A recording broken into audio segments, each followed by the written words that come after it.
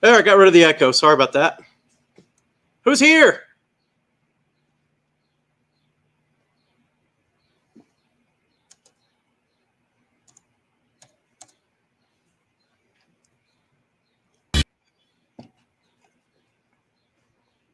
Okay.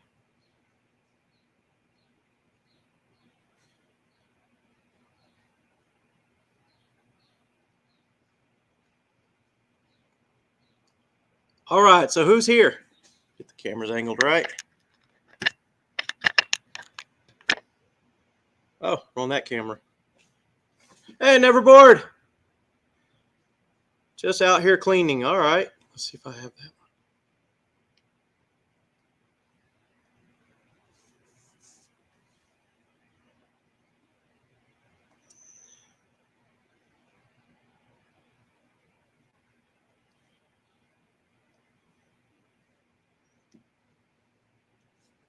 Just getting the live stream started. Been a busy last weekend. I got some done out here. I've been doing some rust repair. Let me see if I can switch. Yeah, I don't know if I can switch cameras. We're gonna just change since I'm using that camera inadvertently. Usually I use the camera that's just behind here. That's a webcam. So what I've done here is I've been working on removing rust. I had the inner cowl needed repaired. And since the inner cowl needed repaired, I had to cut a big hole in there to fix the inner cowl. Got that cut out. Got the inner piece put in. Got the outer piece put in. All those pieces on the inside are actually painted. Just need to kind of probably sand this. I'm using a panel bond as a seam sealer. So both bonds the panels on. I did tack weld it in 6 places, but using that as a way to really seal the edges up. So I don't get water between these 2 panels anymore because that's what kind of rusts them out because they didn't have paint on them between the panels before. There's a couple pinholes here. I just went ahead and just panel bonded there, re-seam sealed this section. There's some holes here. Going to have to recreate this configuration of bolt hole or holes because this is where the heater core would come out, and this is where the part that comes in from the inside of the truck, it bolts in right here. There's, and then the fan assembly goes right here. So I'm going to make a patch panel for that. And then I've got plans to cut this patch out and put a whole different piece in. Let's see how many we got here. We just got 2 still. But I can re-explain this later. I'll probably explain it better each time I explain it. This is same part from another truck, and this is the inner cowl portion of it. So I'm going to cut it out to where I can slide this in, set this on top of what's left of the original panel, cutting out the rusty section here and just tacking it into place, or maybe holding it in place with screws while I panel bond it. So I have to figure out exactly how much of this I'm going to use. I actually cut this flush with the top of that pinch weld, but I think I'm going to come up a little higher and just make it flush on the top only. So that's the game plan with this.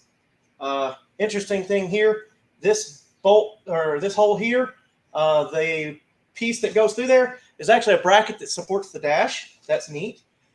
This particular piece is actually from an 87 truck. That is for the ECU harness.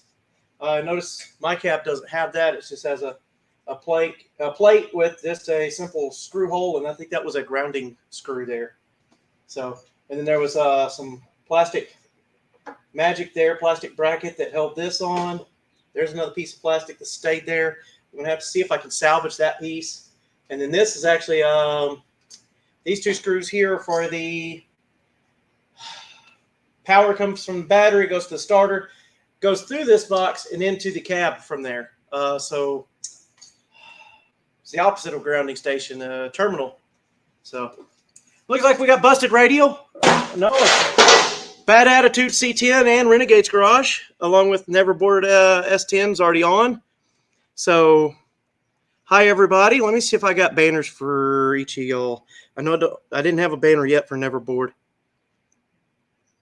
Let's see what I got. Hello, Core Channels. I got 6%. Buck Does It. I got New Guys. Junkyard. Picking with Pickle. Man, I didn't quite put enough together yet.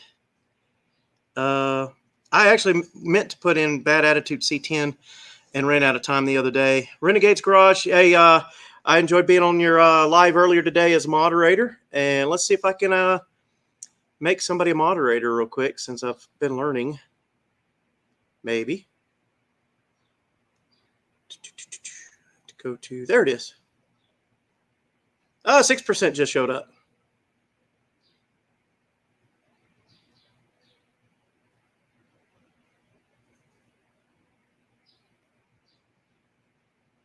Maybe. Let's see if I can do this. Still learning.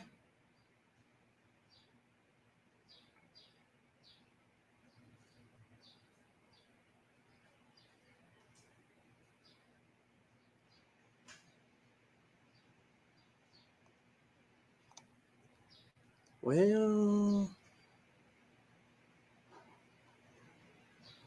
I'll show standard moderators. Let's see.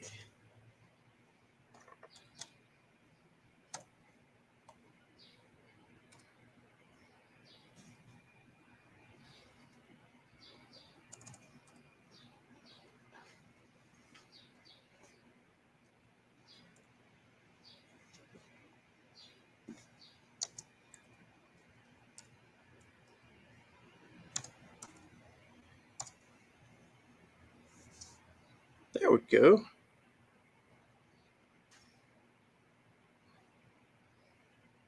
Maybe.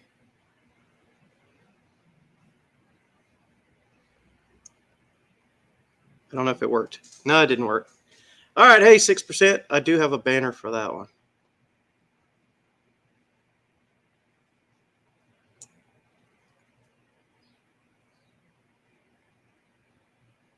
Oh, back to the comments.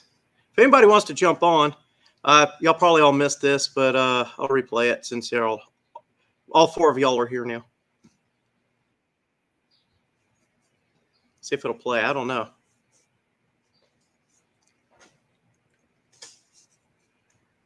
Yeah, exactly. Torque that like button.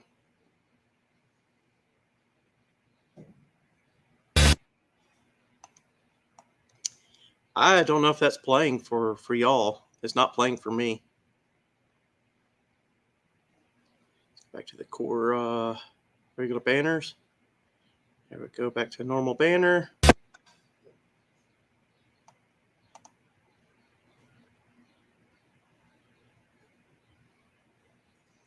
So if anybody wants to jump in, you're more than welcome to. I'll go ahead and put the share link up there.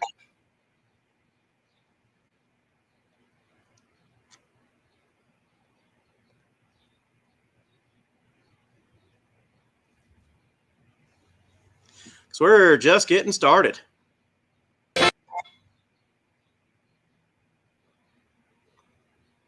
Is that video playing, the one I'm sharing, or no?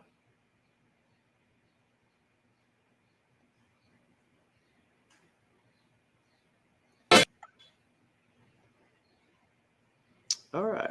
I guess I'll remove that.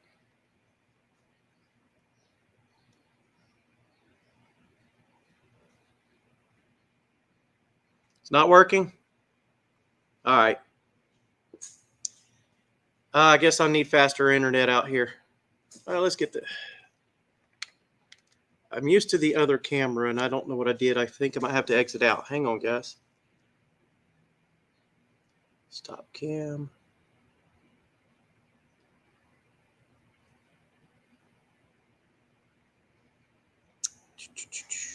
Settings. Camera. There we go.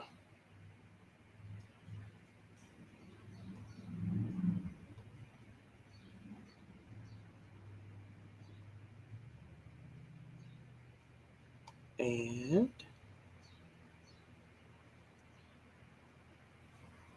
Nope. All right. I've seen audio working.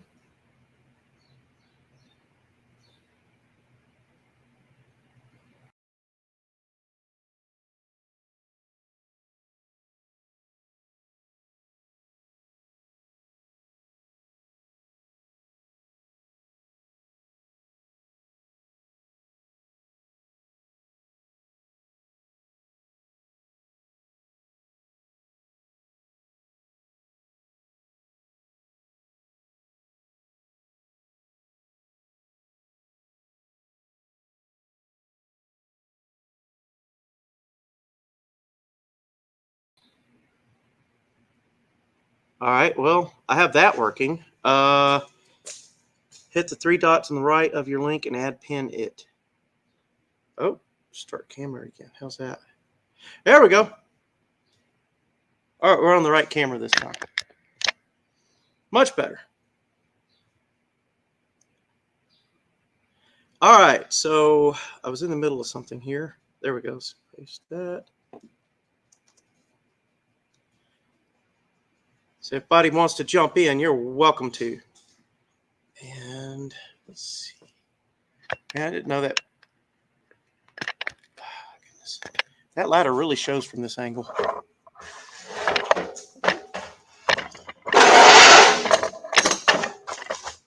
There we go. And let's pick that camera. Still the stuff shows. All right. Crystal clear. Yeah, it's a much clearer camera than the one built into the computer. All right, you can see how much of a mess I've made out of this portion of the shop, but you can see I've been working on the firewall.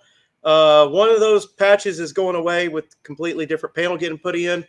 That patch has a patch behind it, and just around there we go, around like there. That panel has to get recreated. I'm going to put a flush mount panel in there. What I have is it's an air tool that punches and crimps, and it crimps a little bit of a flange. So I could just put a panel on top of there instead of butt welding two pieces of sheet metal together. We'll have one stepped flanged, and you can put another one there, and it'll be pretty flush when you're done. When I was taking all that apart, of course, I have already had my dash pad out, but I had to take the entire guts out of the firewall or out of the floorboard of the truck because I needed to be able to get in there and weld and stuff without catching anything on fire. And I've always known I had a little bit of a leak with the heater core. And when I took that piece out, or took the heater core out, this fell out of it immediately. It was no longer brazed on or soldered on. So I will be buying another heater core soon and replacing the heater core while I'm putting it all back together, because I don't want to put this nice newish 8.1 in there and then turn around and have it burn up because I can't keep coolant in the thing. So be smart to replace that heater core. I mean, worst case scenario, I could probably solder this back in. So we got 6% Neverboard, we got Renegade's Garage, Smoke Wrench, and we got Mandy. So we got 6 people on board right now.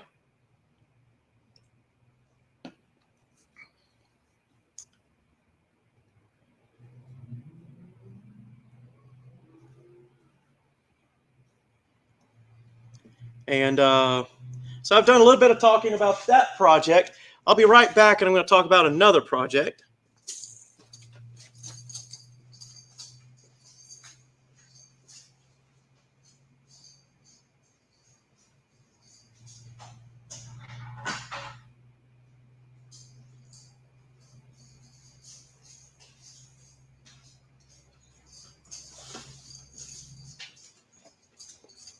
Oh, right, I'm back.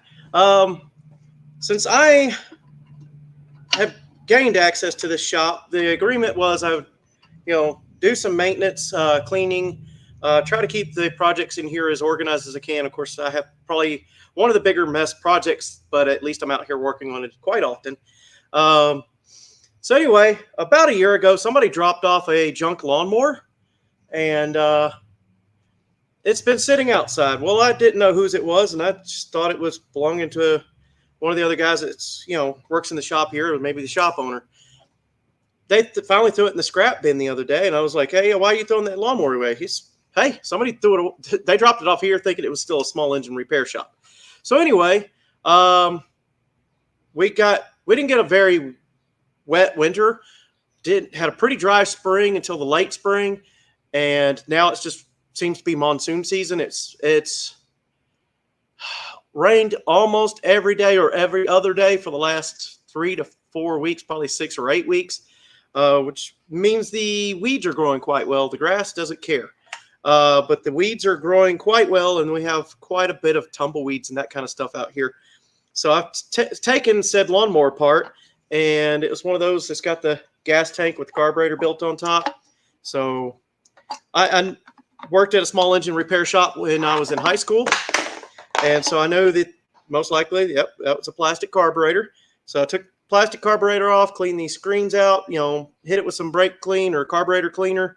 Pretty much just spent time wiping it off, dusting it off first, and then did the same to the tank. And when I was put a couple rocks in there and shook them up, kind of get the little bit of rust and crud out of the inside of the tank, and the bottom of the tank was leaking. So that's got JB Weld, because I don't want to put a lot of money into this lawnmower, because one, it was a junk lawnmower to begin with. Two, I just need to be able to mow some of those weeds down around the outside of the shop occasionally. So if I can get this thing back up and running, that's been a little side project. I don't have a lot of time into that, because basically I was doing that when some of this bonding panel bond was curing. So anyway, that's what that project is. So that'll go back together shortly. I have all the pieces and screws saved here, and everything's cleaned up. Now that the JB Weld is cured, that's ready to go back together. It's just kind of at the bottom of the list. It's what I do when I'm waiting on other things to cure. And let's see if I can work on that camera angle. That's a little better. All right, so you can see the firewall of the truck. You can see the cab of the truck. Good bit of the toolboxes and stuff back there, or totes back there, is mine. Immediately behind that, the wood cardboard boxes and stuff is actually PVC fittings and stuff, because this is kind of a water company that operates out of here. Let me work on. There we go. Try to center it out the best I can. Technician Troy. Hey everyone, and we got Bad Attitude, Technician Troy. Oh, two ATVs for life. Hi. See, that's where I need a moderator in here. Let me see if I can go back and try that moderator thing one more time.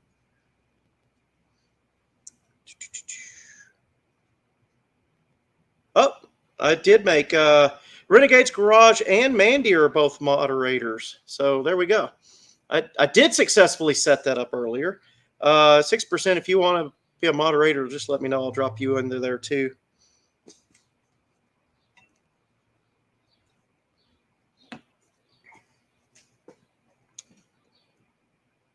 You had the same shower curtain.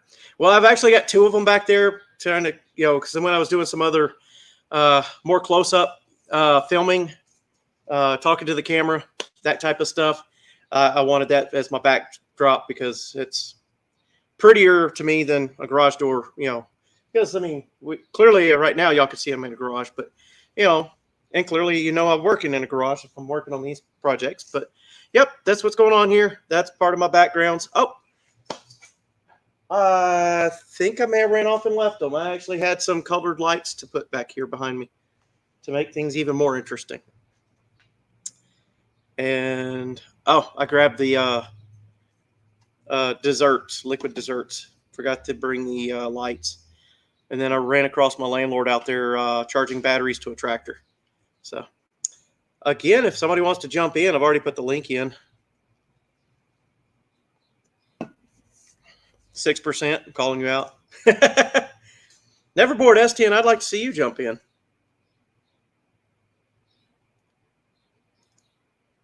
Got to get something besides Pink Panther insulation. Yeah, Pink Panther insulation, a lot of people don't care for it. I work on fiberglass for a living anyway, so that stuff, I'm pretty immune to fiberglass, especially the Pink Panther stuff. Now, if you happen to soak it in what is that? The polyester resin, and then have to grind into it. That's probably the itchiest version of fiberglass I've come across. Once it's soaked in epoxy resin, not so bad. Handling bare glass doesn't even bother me anymore. The pink foam, I like pink foam or the blue foam, yellow foam, whatever the solid foams, insulation-wise. In fact, I use it pretty extensively throughout my camper, cover up windows and vents and stuff to stop some of the, basically to insulate the camper better so the AC can work.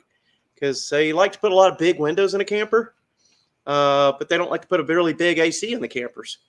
That being said, I did find out a few years ago, and I still haven't used this hack yet. A trick I've heard is to get the part number to the largest size. Let me re-say that. Find out what the part number is for the fan for the largest size AC in a camper. You get the fan motor for the largest AC and put that in any RV. Trying to say refrigerator. Put that in the largest. Man, I still can't say it.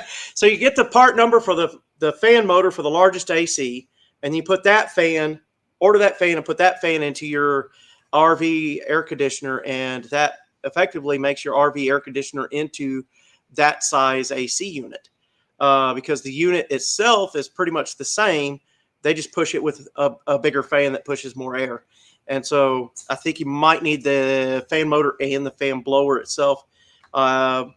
Yet to look that up. The last time I actually went online to look that up, I wound up actually finding out they now have 12-volt AC systems that can be put onto a camper and or adapted. There's other ones that are 12 volts.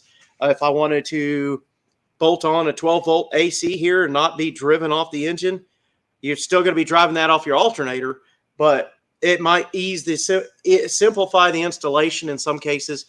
Say if it was a Suburban or something, or if I was making one of the camper vans, or had some sort of camper shell in the back and wanted to put a 12-volt compressor back there, they have that available. Now, driving that means you're going to have probably some sort of engine-driven something running, or a large battery bank with maybe even a large solar panel array. But you could temporarily drive that off of batteries, but probably wouldn't last for very long. Renegade's Garage just subbed to Neverboard S10 Addict. Troy, are you in the No Name Nationals 500? Yeah, Troy, I believe when I subbed, he was just below 500. I want to say 4 something. I might be way off. But I did watch some of his videos. He was replacing some of the studs to make them long enough to make them long enough so they go through the lug nut. So he's drag race legal there, I'm sure, because I know you need some visible threads extending through. And also he had some wheel spacers. I believe he was taking those off and putting drag wheels on there that had different back spacing. He had some neat shorts that I liked, and that's what I remember about that channel. I try to hit as many channels as I can and give at least 2 or 3 videos a watch, some likes, some comments, because I find that I get a lot of subscribers when I hop on other people's live streams, and then the next morning I get up and 2 or 3 of them are missing. And I think that's we often refer to that as the algorithm, which the algorithm is AI, but I think the AI is trying to block irrelevant subscriptions. And so if you don't make some comments, view a couple of videos, like the running thing is like, subscribe, share. Well, if you get in there, watch a couple of the videos, comment on them, you hit the thumbs up on those videos, I think that locks in the subscription. And I try to go back and watch as many of those as I can. We're all busy. I know we're all trying to create content or work on projects. And so, I mean, I get that. You see, he says he resubbed. See, he had to resub to my channel. So that's exactly what I'm talking about. I've gone in on some of these where I was like, pretty sure I subscribed to this guy a couple days ago. And you go back in and lo and behold, you're not. So like I said, the AI is booting people out. So that's the technique I'm finding that works for now. I'm sure it'll get smarter probably because we're talking about this. There we go. Renegade's Garage is sharing Bad Attitude C10's links. Bad Attitude, he's got one bad. So what year model is that? It's an older C10. It's the body style before the square bodies. And looking good, man. It's kind of a nice project. This is what I came across. I needed a 1 ton. It ran and drove when I bought it. It needed tires and some, pretty good tune-up and some brakes when I got it. And so I immediately did all that. And instead of just a tune-up, I took the intake off, put a cam on it, carb intake, headers, took all the emission stuff off, filled a dumpster with around 3,000 feet of vacuum line and smog pumps. This thing had 2 smog pumps. And when I ran into Big Fish Garage, man, what's his name? Todd Carpenter, Big Fish Garage. That's his, man, what's the Instagram handles, Big Fish Garage. He saw this truck from across the parking lot, was looking into my window and said, either that is a big block truck or a California emissions truck. I said, well, it came with a small block. And it was ordered by the railroad, hence the color. And it did have 2 smog pumps in it. So to me, that suggested it was a California emissions truck. And so just taking the 2 smog pumps off there, I lost about 75 pounds off the front of the motor. And that poor dumpster will never be the same because it has a nice dent in the bottom because I wasn't gentle. They were seized up anyway. I could tell that belt, the V grooves on that, the smog pumps were so rusty they hadn't been hooked up in probably the last decade or so. And see, he just subscribed to Technician Troy. Actually, Technician Troy's got some nice shorts too. I can't remember what they are right now, but they're pretty neat. Renegade's Garage, you showed off your lamp today that, goodness, one of the other people in your live stream had, I guess, engraved for you. And I immediately found those, the blanks on Amazon, and I've sent that link to my wife. And I'm going to have me, probably a JSCB logo lamp very shortly.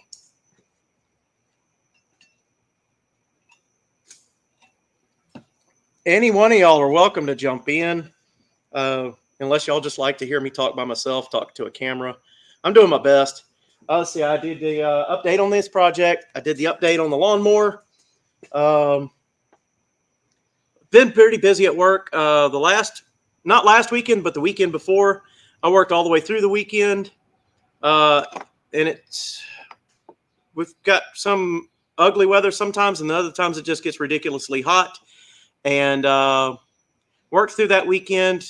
Been trying to keep up with doing some of this project, making the videos, which I haven't done very many.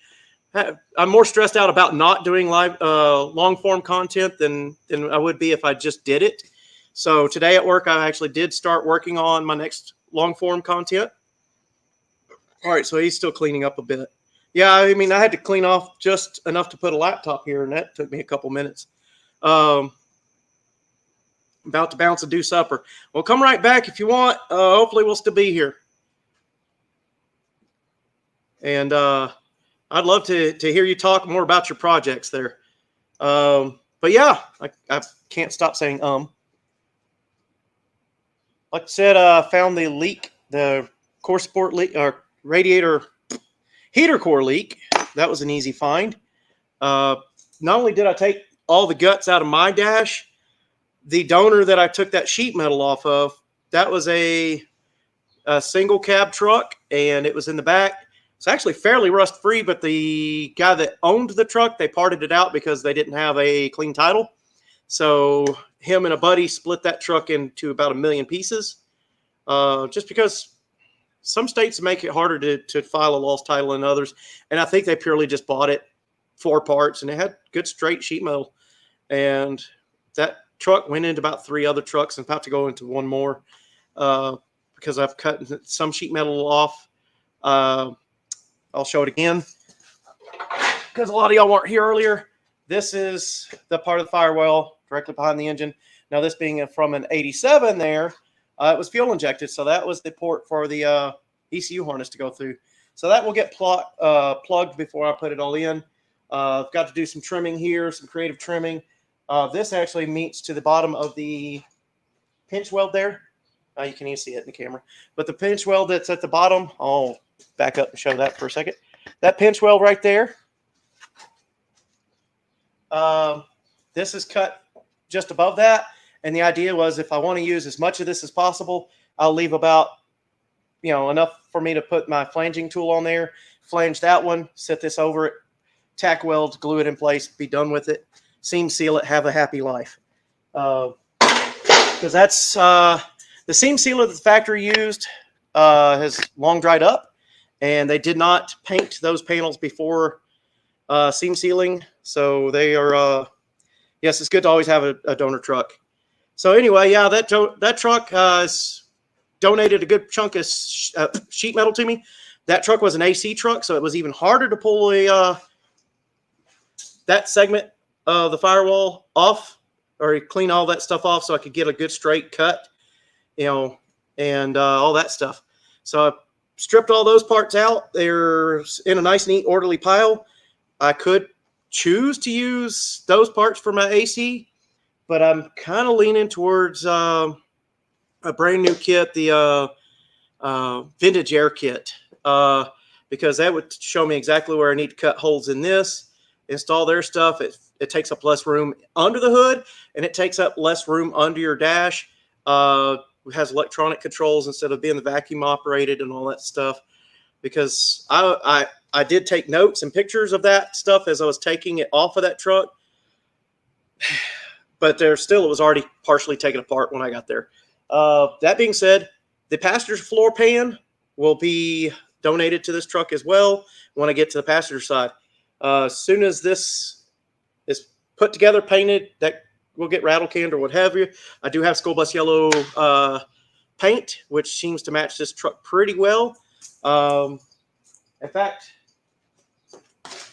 that part has been spray painted school bus yellow, and this is the original paint, which has been scuffed. This is original paint. Thinking this, I think I heard it was like a harvest yellow, which is just a shade grayer or darker than the school bus yellow. That being said, I already bought 2 quarts or whatever, several quarts of this. Just a hardware store tractor paint. They had it in stock. I bought the hardener, the activators, all that stuff. It's in storage inside my camper where it's heated in the winter and cooled during the summer. And so actually it's in the storage bay, but it's pretty close to that. So once I get this thing close enough, I can shoot paint. I will be shooting paint all over it. But until then, I'll probably just rattle can it a little at a time. And then, just scuff that, because a lot of this stuff, like the front clip, I've got fenders on both sides. One fender needs just a tiny bit of rust repair. I had a door that for the driver's side that's in better shape than this door, and I did too much welding to it and created a huge low spot, tried to fill that in, and basically abandoned that, and have had other doors I've looked at, but I might either take that door, strip the body filler back off of it, cut the welds that I made on it, see if I can't straighten the bottom edge of the door, because it bowed in about 3 or 4 millimeters, which a little over 1/4 of an inch. So anyway, that I'll try to reshape. I'll try to reshape that door and then get some, a light body filler on it. Or this door itself isn't in horrible shape except for the lower portion of it. I might just buy new skins and try doing it little at a time, very light spot welds, and then go from there. I think if I spot welds maybe half a dozen spots at the bottom of the seam and then seam seal it with panel bond or something, I think we'll be in good shape. So, how we got people? We got 8 in here. That's not too terribly bad, guys. Wish the video I'd thrown in there would play right. And I am working on trying to get a Wi-Fi range extender, or I might see if I can run a network cable in here somehow, but I can't drill any more holes in the building. I've already been scolded for that because I did add a, in fact, there's a video of it. I added I grew up down south. We didn't have frost-proof hose bibs. I didn't know what they were, but I was trying to find a hose bib at the hardware store, and they don't have what I consider a normal hose bib, and they got this long extension, and I was like, okay, I could read the label. It's so it doesn't freeze. It's inside the building. I'd even seen a YouTube video about the service loop, how you put the service loop in the wall. So if you ever need to replace it, you take the screws out, pull the thing out, cut your PEX pipe, hold your PEX pipe, put your new one on, crimp the fitting on there, slide it back into the building, put your 2 screws in, and you don't ever have to go into the wall. Like, say, if it's on the side of a house where you'd have sheetrock, you don't have to go into that wall and tear up sheetrock to put a new hose bib on the outside of your house. Kind of a neat trick. So anyway, it's pretty hot in here. They did have hose bibs, I think, way back there. So the bathroom and the water in the building is that way. So probably another 100, 150 feet. Let's see, 1, 2, 3, 4 garage bays down. Hit the corner there, turned 90 degrees, went the whole width of the building, and then had a hose bib on the outside of the building. Well, somewhere along the way, way before I came along to this building, they had turned the heater off in the dead of winter. Like the day I went home for Christmas, it got down to negative 40. With no heater running in this building, it got pretty darn cold. It split the plumbing, the PVC pipe. So anywhere along the walls over there, you can see just little crumbles of what used to be PVC pipe. It shattered the whole PVC pipe from one end to the other. It's quite impressive. But so they, cut it off, just fixed the part where the bathroom works. So you got a sink and a toilet and a hot water heater.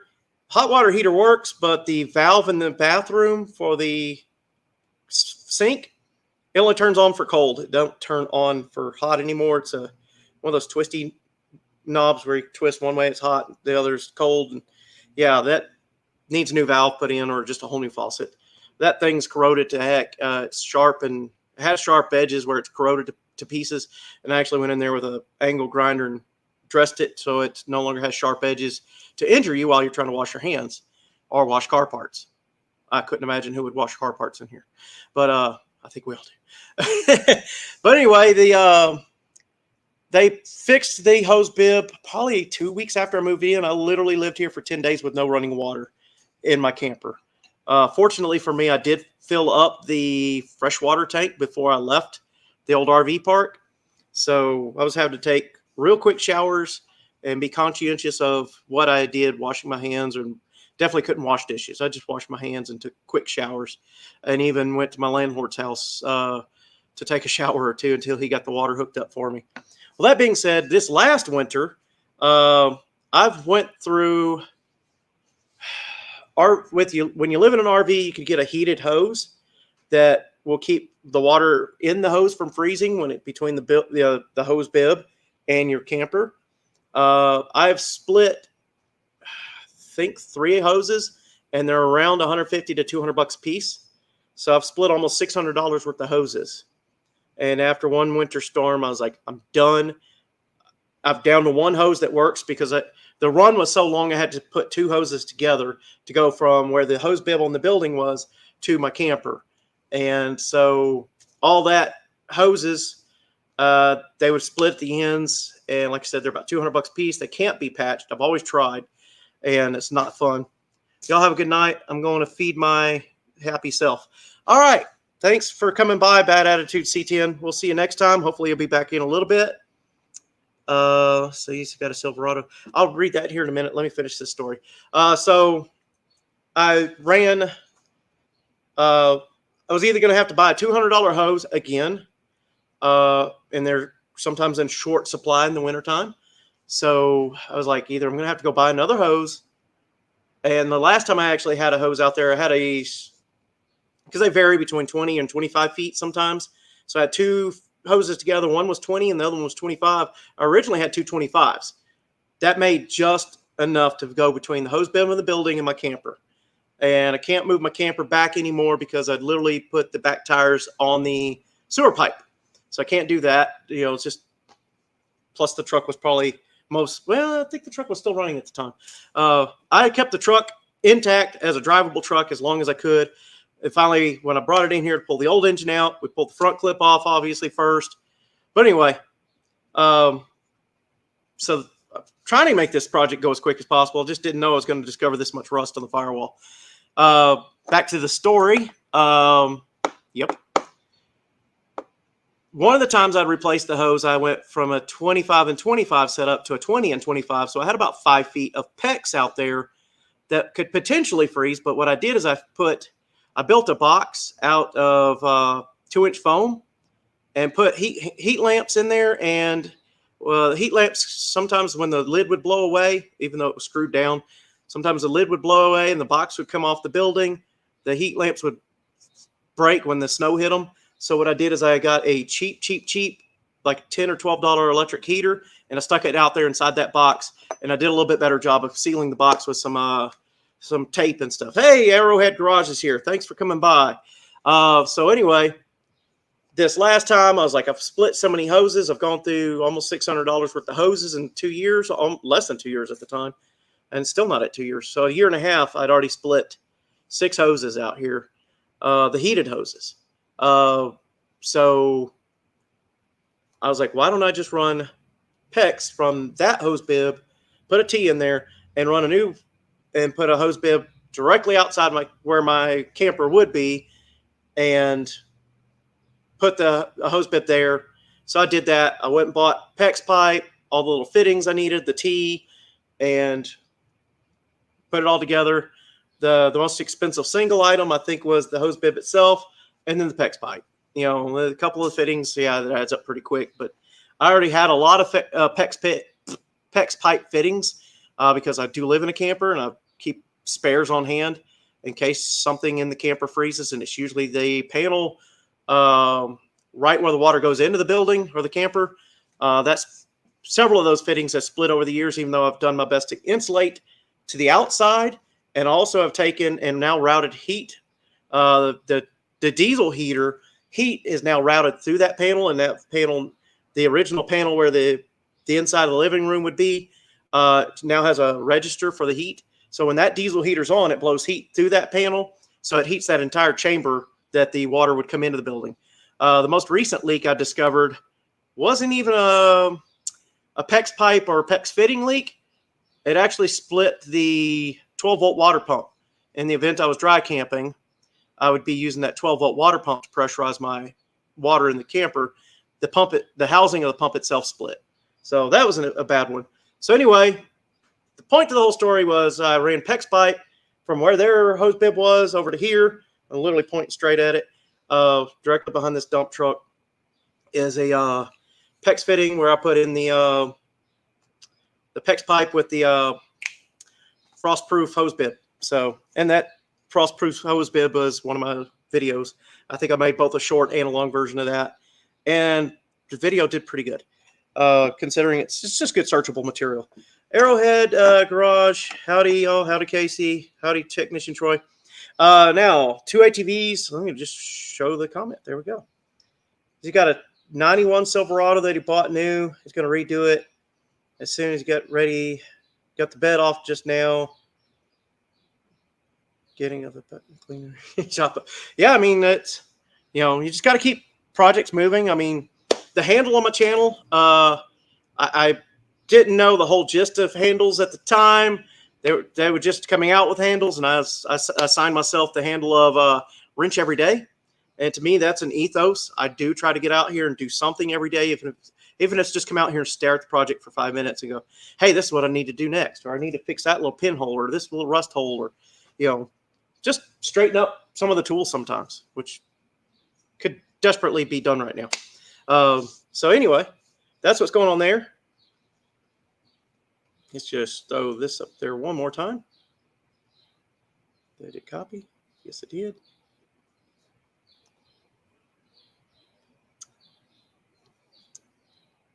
And there we go. I did have, let's see. Throw that back up there. Let's see everybody in the comments. Let me know who's here. looks like I got 11 people here, and I want to see kind of a roll call, see who's here. And again, don't forget to hit that like button. And if you see somebody new here, don't forget to subscribe to their channel. Moderators, if you could put the links up to each channel. Literally have a tattoo. I love that. Maintenance for life. For Brandon, 24/7, 365 for the sizes. That's a good one. All right.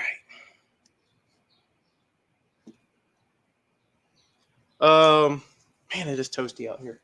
Well, we're only going 45 minutes, a little over 45 minutes now. Hey, we got 10 people in here. I would love to know who's here.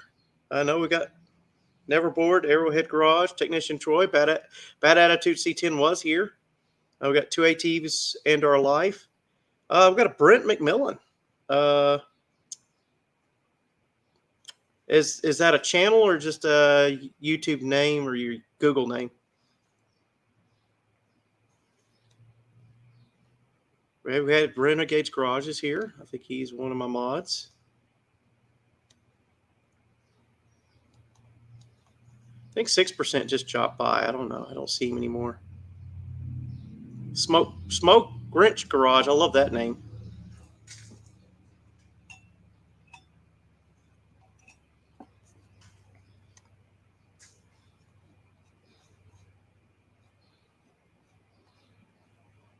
Got a Zach Price. It looks like a thumb with a face drawn on it. Yeah, it's just me, Casey. That's Brent McMillan. We got Zach Price. We got Renegade's Garage. All right, turn that back off. So, yeah, I mean, we've got a pretty good gathering here. So, I enjoy the live streams. It's kind of a lot more personable. You know, we get a better feedback, what's going on in people's lives. I get put out more information faster because I don't have to edit.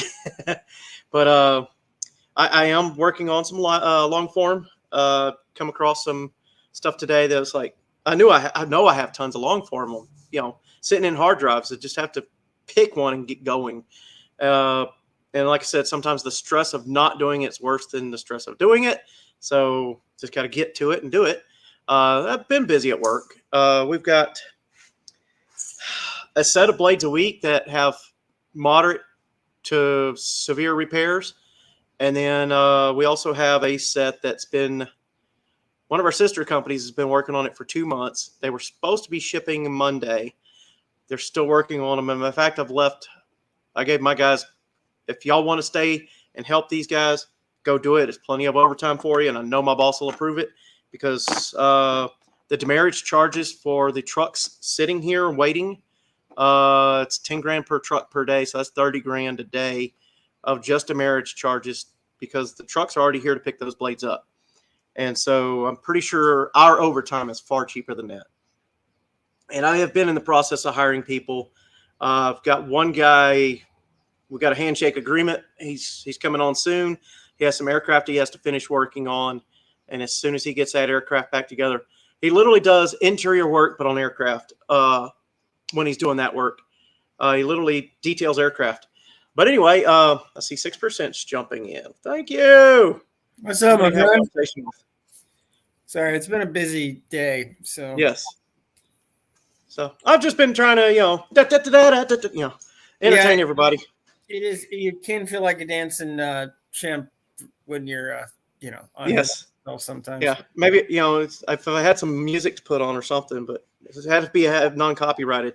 But we'd have to see New Guy's Garage for that, or New Guy's Guitar for that. Well, most wind turbines are gear driven, and that is the weak point. As the gearboxes, they don't last as long as they were originally estimated to, and a lot of times there's also manufactural defects that even play into roles there. You got to think of it. These things are about an 80-to-1 overdrive. So for every rotation of the rotor, you're driving the generator itself 80 times or more sometimes. They used to be about 65-to-1. Now they're closer to 80 and 90. I have seen them as high as 120. So it's the opposite of driving your car in over first gear all the time. You're going to wear out all the teeth in the gears, the bearings, bearing supports, the main shaft bearings. They just don't last very long. Planetaries actually last pretty good, but sometimes, like I said, it's bad metallurgy. Depends on where the gearbox is made at and how well that particular country cared about their metallurgy. Direct drive wind turbines to me are a lot lower maintenance because I have done maintenances other than work on blades, and I think that's where it's at. That is where I wish the technology would go, because those are lower maintenance, and they actually are far more efficient at output for what they are, and they would have much better lifespan. The few of the direct drive ones I've worked on are phenomenal. In fact, we were able to open a hatch and crawl right into the hub, and then open another hatch and walk right into the blade. After, of course, filling out lotto lockout tagout paperwork and doing the lotto performing the lotto actions. But yeah, that you do that before you even open the hatch, because there's a special key you have to get to open the hatch. But anyway, now we got 6% in here. How you doing, buddy? I'm good. I actually got a question for you in the turbines. Now, you actually spend time up the 100 and something feet in them? Yes. Okay. The average wind turbine is 80 meters tall, which is almost 300 feet. It's 285 feet. There we go. Now we're getting some people in here. Hey, Neverboard. How we doing? Doing good. Doing good. What about the ones that are out in the water? They present offshore. That's a whole extra set of certifications on top of our certifications. They have to have like helicopter crash. They have to have emergency ship evacuation, fire evacuations. They even practice evacuating from the tower itself. 2 ways you can evacuate: three, I guess. Rappel down into the water, or get back, crawl the tower down the ladder back down to the water. Hopefully transferring into a boat or ship, or air evac. And that's why they have to teach them on like helicopter water crash landing before they can ever go out there once. They already have to learn how to evacuate a helicopter that's in the water. So that's quite a mess. Most of the people that work on the offshore stuff are from overseas, Europe. And that being said, they have recently opened up that market to American techs, and the first couple batches I've seen go into the offshore stuff don't stay long. They were promised a lot more money or a lot more hours, and now that there's the new influx of people into there, they're not getting those same contracts, or they just don't care to live on a ship for 6 months at a time. So, because I imagine it's not exactly like the cruise ship, that you go on vacation. Well, the reason I asked is because I messed a little bit with the off-grid stuff, and I just got the smaller ones. Yeah, like the small 400 watt you get off eBay, and it works. But I mean, it's pretty cheap. You get what you pay for. But I haven't been able to use it because I haven't put it on top of the pole barn yet. The vertical style or the blade style? That's blade style. The vertical access ones are actually pretty efficient. Because it doesn't matter which wind direction, less maintenance. That's just that many less moving parts to go bad.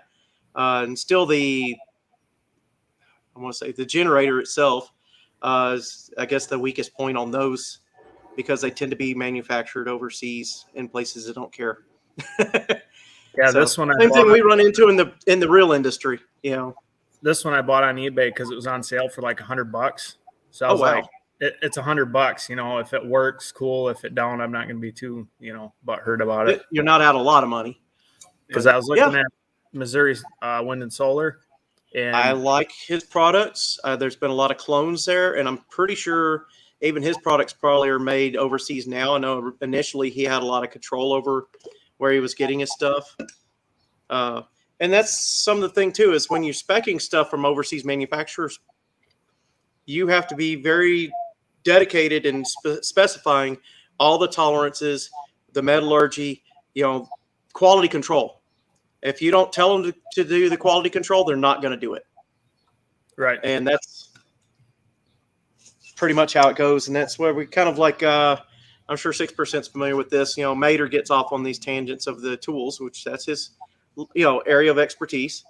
Knows which companies make what power tools and stuff, and for whom they make the parts for. It does matter, especially when you can buy something with one name brand that's 30% of the cost of the other name brand, and they come out of the same factory. It's the same metals, the same everything. It's just you're paying for the name, and it doesn't make any sense. And that's sometimes I think where the higher name brand, they're also paying for the better quality control, or should be. That's the assumption. Yeah, but anymore it doesn't happen. You see it true. Where you'll buy a package of one thing and it has a Snap-on tool in it. Well, okay. Well, you bought an O'Reilly and you got a Snap-on, so it's kind of crazy how some of that stuff works. Yeah. True. I just buy whatever's cheap and works. I broke enough crap doing it for a living. And when I bought tools, it was 15, 20 years ago. So there was only 4 real options. Now there's 20 within reason. And there's enough companies that make decent tools that as long as you pay attention, you should be able to get pretty decent for a decent price. True. And, take them up on their warranty. If something comes with the warranty and it breaks, do the legwork and make sure you get it replaced. I know I'm the world's worst about that. I was talking with one of my techs today, and he was over at a different site with one of my foremen. And hey, Steel Sky, you made it. That's Mater's wife, right? So anyway, the foreman over there, he's really, really good at negotiating with hotels. He'll get the best rate or the best room or both. And so he had the techs that were working at that yard with him stand on the top floor, the manager's presidential suites and stuff. For less than the price of their normal stay would have been on the ground floor. So, and that's what I remember about that guy. He's always been good at that. So I call him the Karen of hotels. I remember one time we stayed at a hotel. It was probably 10 years ago because my son was a toddler. We were staying in the nicest rooms of that hotel, and he complained to the manager that the TV in his hotel room wasn't big enough.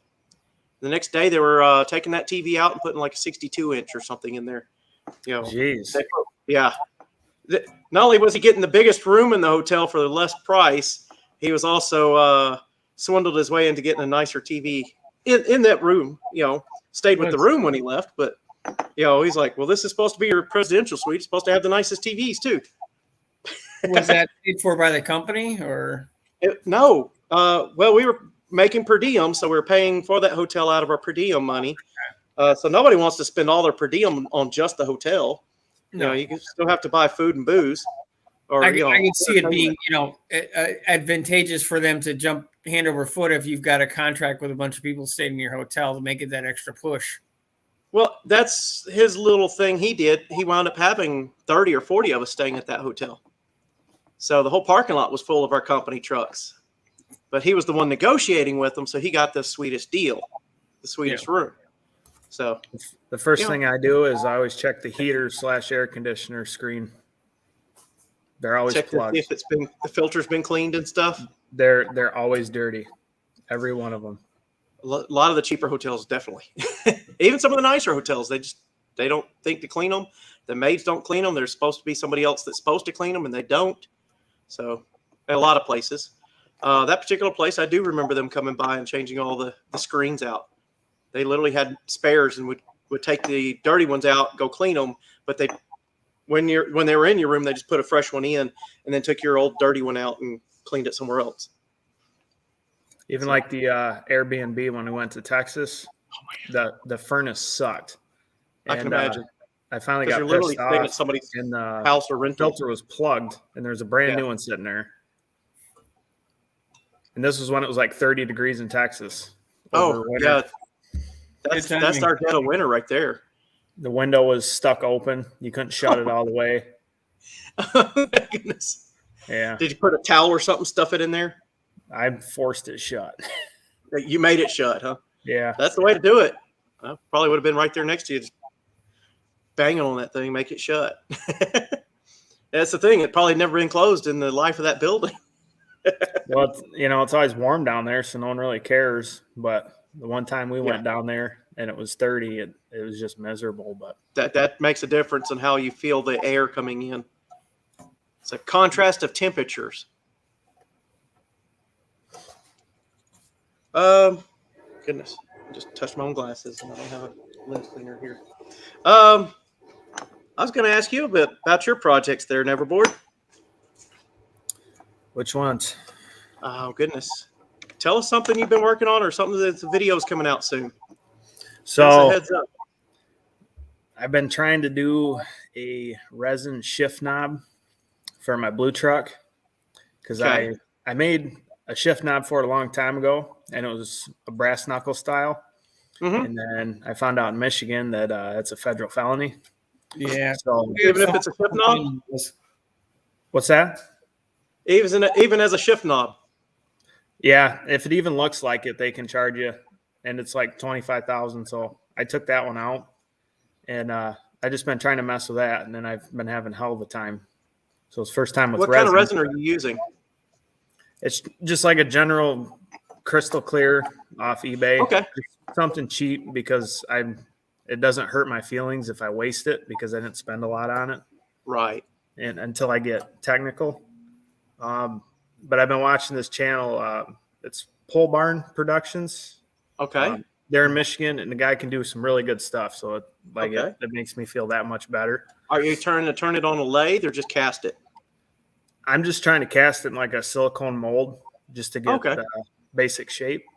And then I'll try sanding it from there. But I can't get the basic shape because the last one I did, the mold fell apart.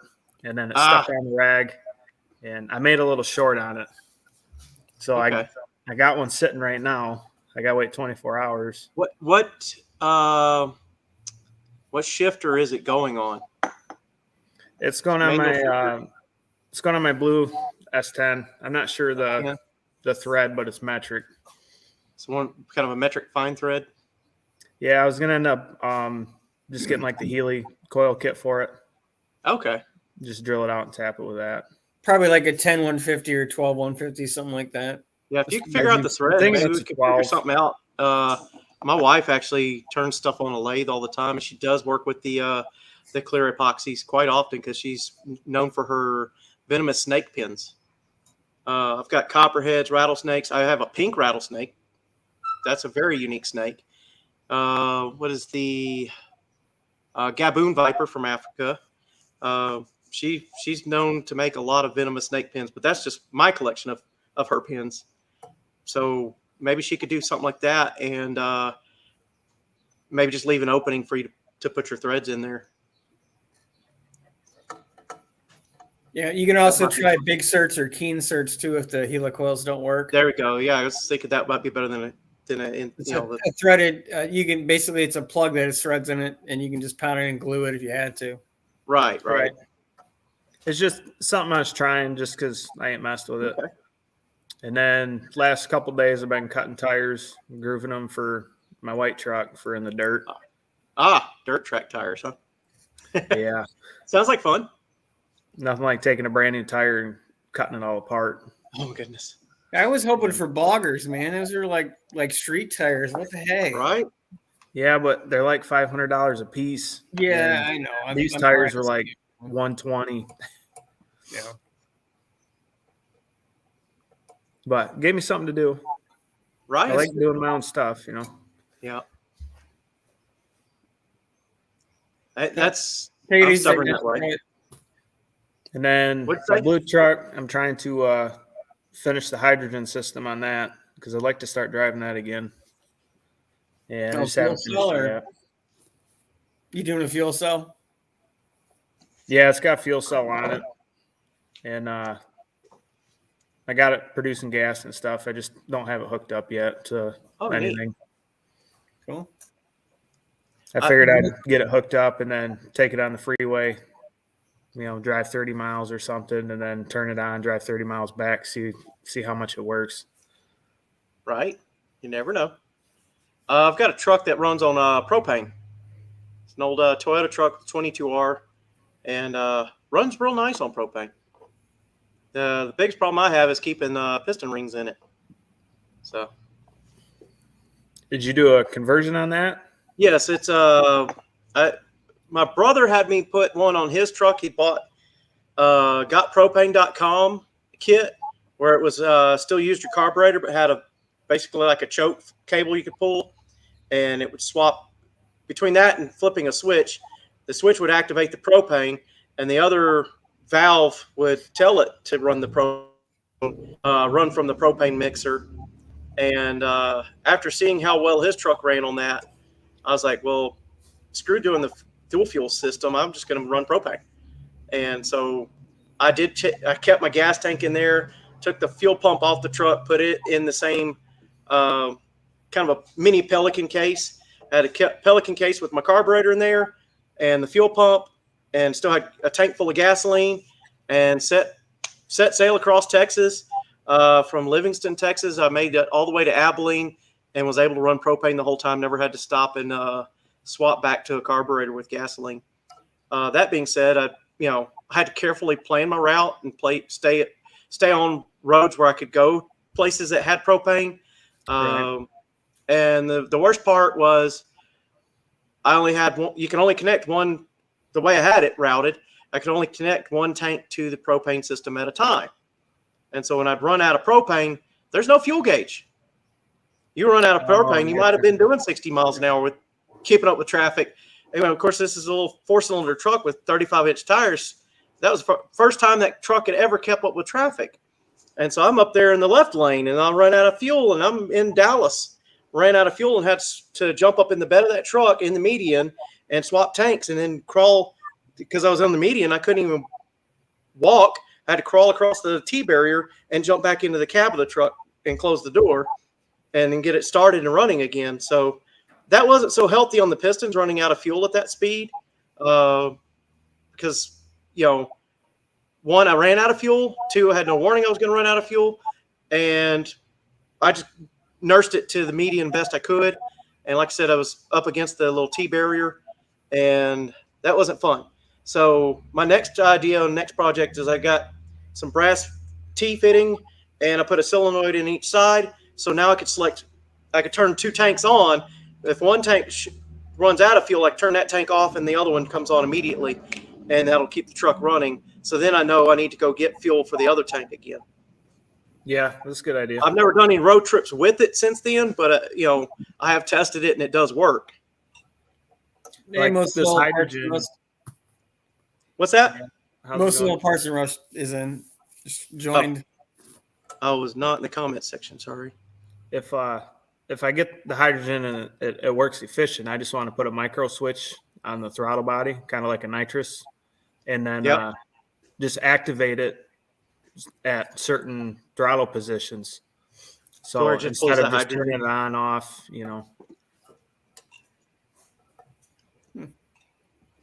That's something my grandfather played with back in the 80s. And he drove an old square body Chevy. And that's what he was putting it in. I know it works. In fact, just how efficient it's going to work for me for what I have. I have a story I like to tell friends when I meet them. The first time my grandfather blew up the garage with us in it. That's the title to the story. And that tells you a lot about the story.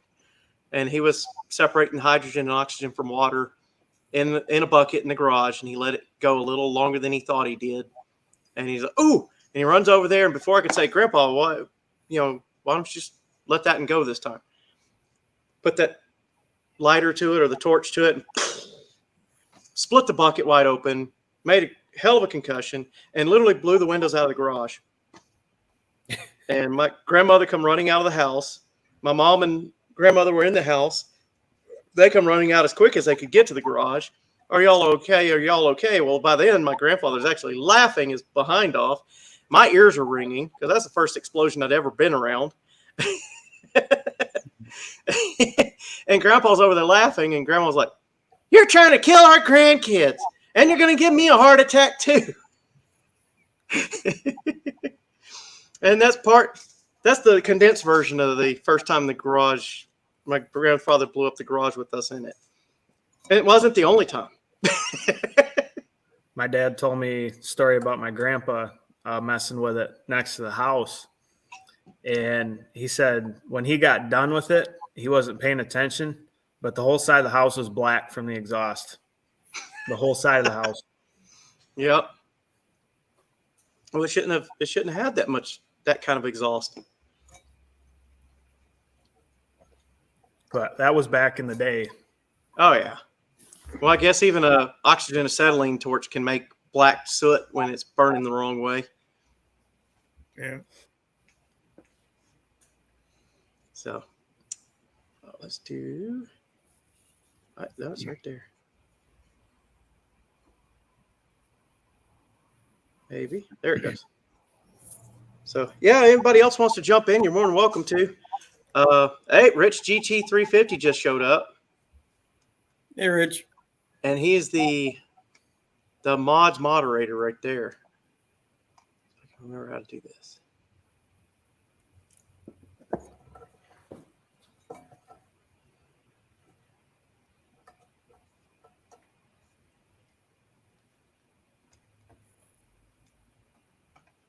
So now I know I could set this up in the meanwhile. Oh, I did that wrong.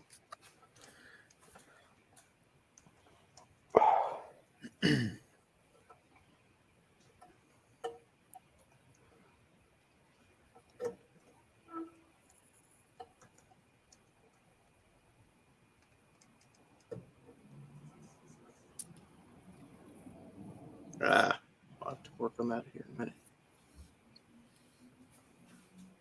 Oh, here we go. That's what I do.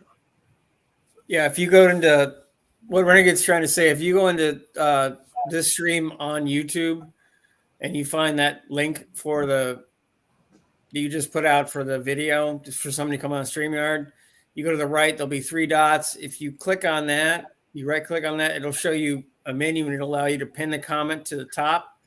And that'll set the comment in the top on your live stream in YouTube.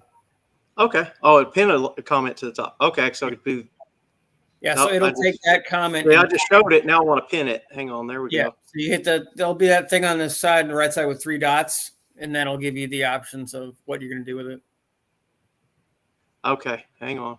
I need to go to the YouTube version. Yeah, you have to do it in YouTube, just like with moderators. You can select moderators, so you have to do it in YouTube. Right, I just learned that in today. I haven't gotten that far yet. I'm still learning. Learning curve. Yeah. It's all learning curve. There's a I had lot to you ask. can do. Yeah, there's a ton you can do in StreamYard, and I know very little at this point, but I keep learning as I go. So Right, that's how we do it. There we go, pin message. The last couple lives I did with tires, I just still did the live off YouTube just because I was like, yeah, I'll work. I'll just put it on there. You know, nothing fancy. Yeah. And I keep finding your lives I randomly go in YouTube and there you are. So I click on it, but do you set them up or anything, or are you posting? The original one I set up, the last 2 that I did, I just pushed the live button. I didn't really set it up. It was just kind of, I'm going to go live because I'm going to do this right now anyway. And I didn't want to make a long form video out of it. Mine was almost that bad too. I set it up and told everybody, and then I couldn't even get into it. That happened when I first one. I set the StreamYard up wrong. No, I didn't even use StreamYard. I didn't know. Yeah, That's what everybody told me. Yeah, if you So I literally did that whole stream by myself because without StreamYard, you can't add anybody in. Yeah. So yeah, and that's what I had found out. So I downloaded it, but I just haven't set anything up with it yet. Yeah, it's pretty simple. There's a ton of stuff on YouTube you can learn. But it's pretty straightforward. And sometimes you just have to ask other people that do live streams. Yeah. But if you do set up any in the future, it'll give more people a chance to know you're on, so you'll get more people watching you. Right. Hang on. Yeah, he lost his wrench, but that's because I set up his wrench as manager instead of regular moderator. Now, I tried to set him as the other, and I guess it didn't take. Let me see if I can find that setting. Nope. Yeah, just make sure you don't ban him from the channel. I didn't do that at least.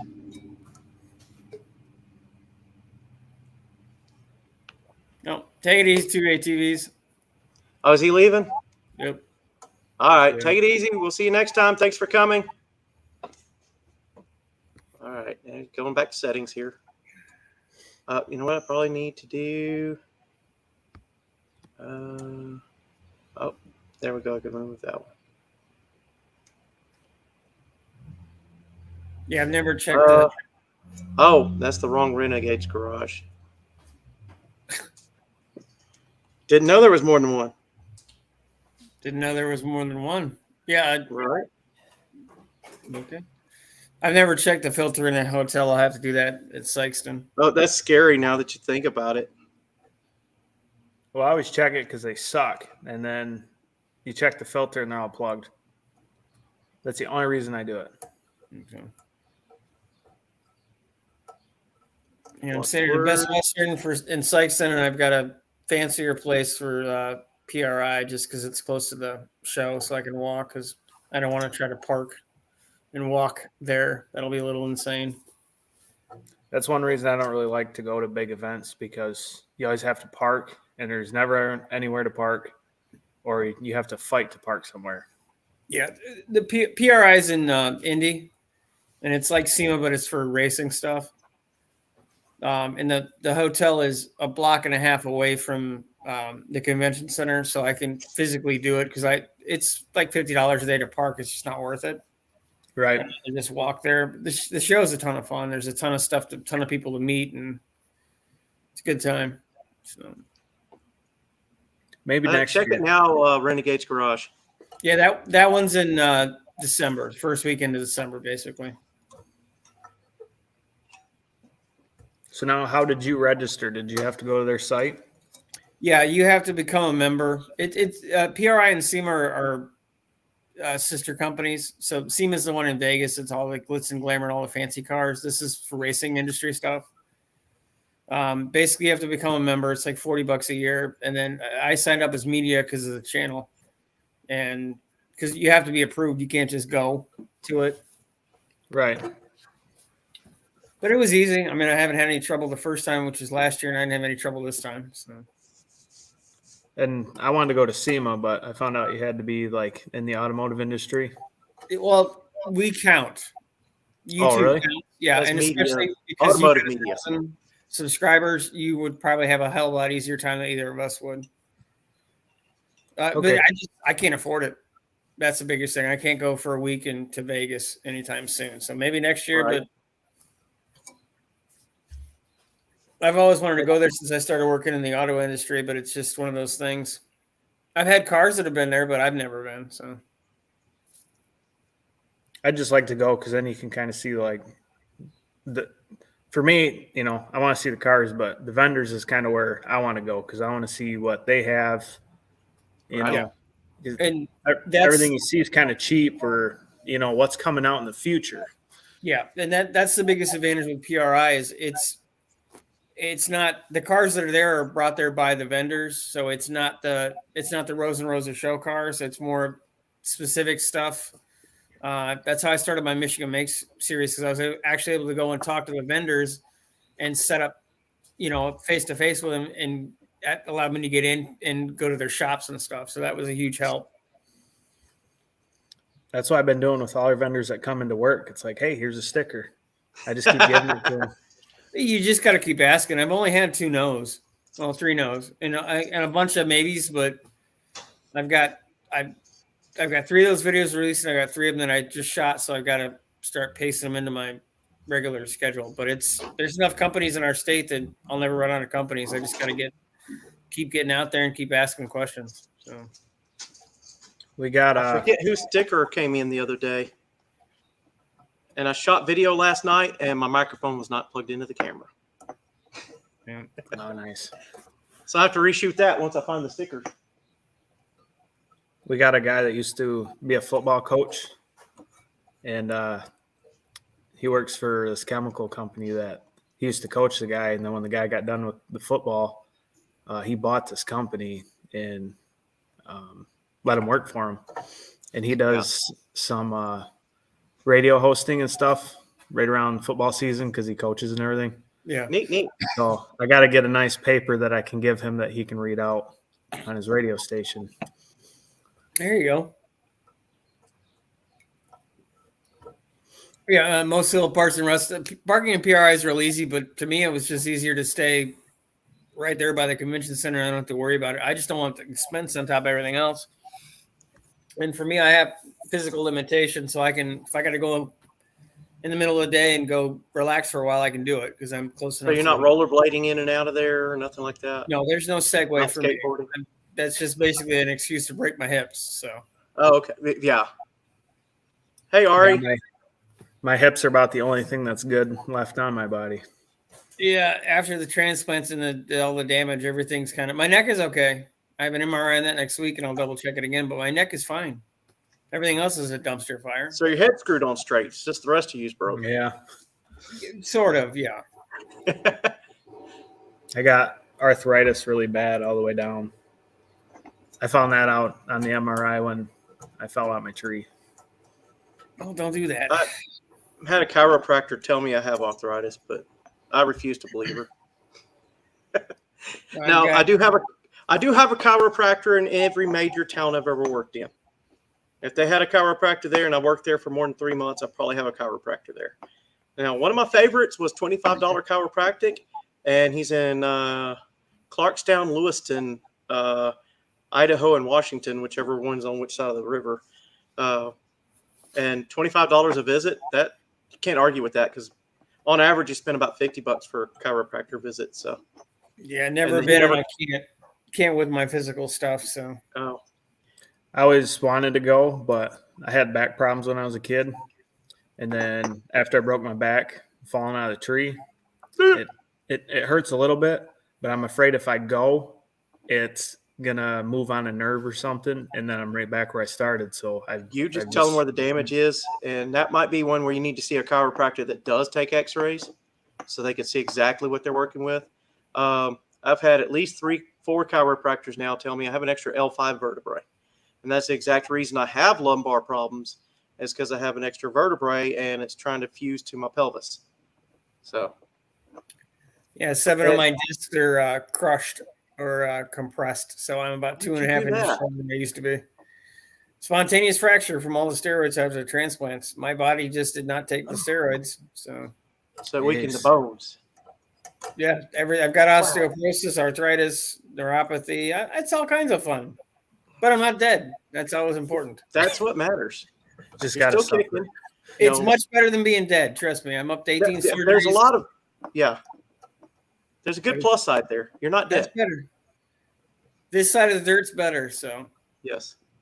Yeah, so most reports in Russ said he's about 2 hours away from PR. Yeah, I'm about 4 from where I am in Michigan. But it's close. Farthest I've ever been west was Indy. I'm looking forward to going back in. I should be there. If you're going to be there this year, I'll try to find you because I should be there Friday all day and Saturday morning.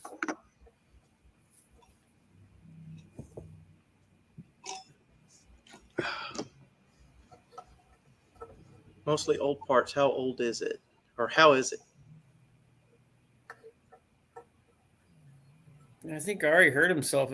I didn't get a chance to watch the video, but I thought he had a bloody face and something happened. Yeah, that's what he's saying. He's got an injured face. There'd be a nice dad joke for that, but there's a lot of things you can say, but I want to know why he injured his face or how before I. Right. I actually gave myself a black eye preparing to go to a motorcycle show one time. Drone accident. Yeah, what size drone, Ari? I actually have drones. Working on my 107. Well, was working on it. Need to get back to it. My last black eye was I was putting insulation in the ceiling and moved the ladder, and I had the claw hammer hanging on one of the rungs and come down, whack me right here. Yeah. That reminds me of the house I grew up in was not finished on the inside when my parents bought it. It was partially built by my uncle. And apparently where he worked at, they washed their uniforms and gave them back to him on those wire coat hangers. And he was partial to, instead of running a nail through this board into that board, He'd put a nail in this board, a nail in that board, and coat hanger it together.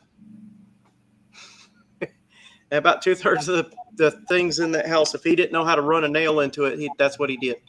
But my dad did the drywall and all that stuff. And for my mom's kitchen, they did a fur down to bring down the ceiling height to bring in slightly smaller cabinetry, because mom's short, dad's not very tall either. Didn't need a real tall cabinet. So they brought in a fur down and bought cabinets that fit that fur down. Well, at the end of that project where dad built that fur down, he proceeded to get very mad at me and my brother. It was only 2 of us at the time, not all 3 of us. But who hit, you had my hammer last. You had my hammer last. No, I haven't seen your hammer, Dad. I'm like, the last time I remember is you were in the attic with your hammer. Well, it was in the fur down in the attic, and he'd walled it in. So he eventually went up there and figured out where exactly the fur down was, punched a hole through the sheetrock, and was able to get his hammer back. I don't know how he got it in there, but yeah, he had to go through the original ceiling into the fur down ceiling to get the hammer. And he's never accused me of stealing a hammer since, because I was the one that helped him find it.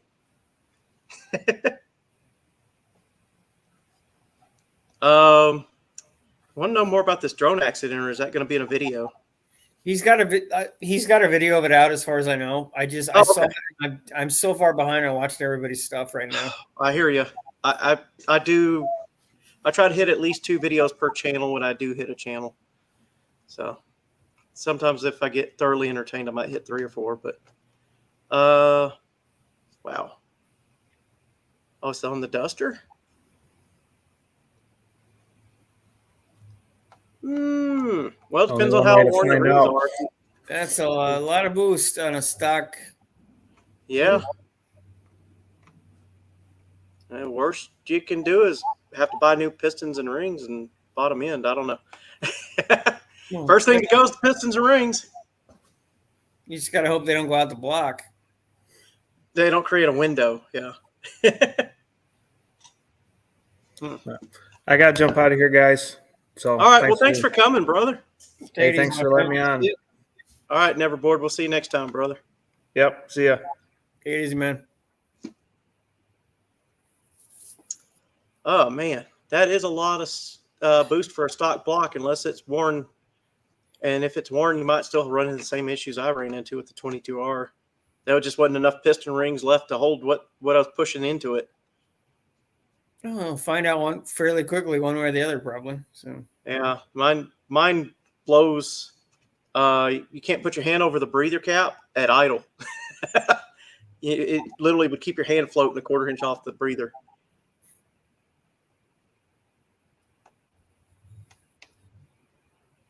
Just needs more. It always needs more. It's you just got to figure out what's the more until you hit the wall, and a little more is a little much. Yeah. 1 more pound to boost, right?